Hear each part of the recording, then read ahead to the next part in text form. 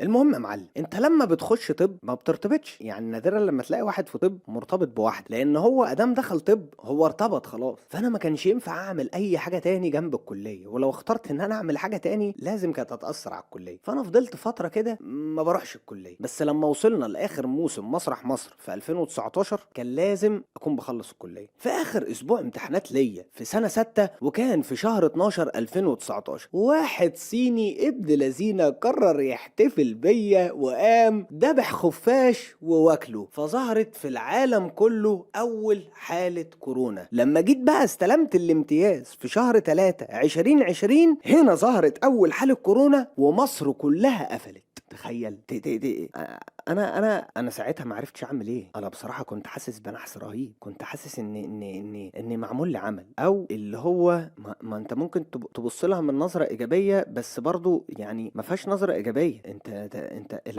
العالم بيقفل، فما فيهاش اي نظره ايجابيه، فاحبطت قوي بصراحه.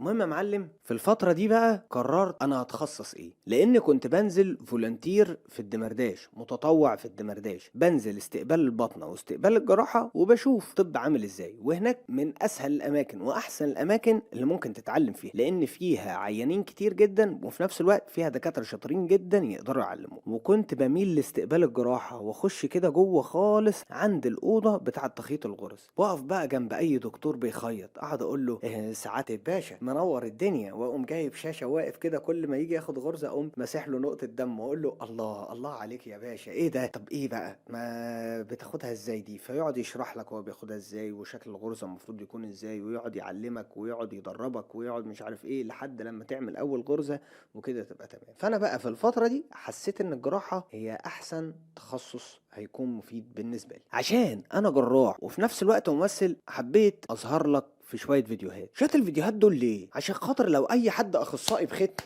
اتكلم نرد عليه، عشان لو حد قال لك كركمين ولا مرهمين ولا مش عارف ايه نطلع برضه نرد عليه، عشان نرد على مشاهد الافلام والمسلسلات اللي خلتنا ناخد الحبايه ونستنى الدواء يشتغل في وقته. فانا يا معلم بشوي طاهر، وده برنامج دكتور بي شو.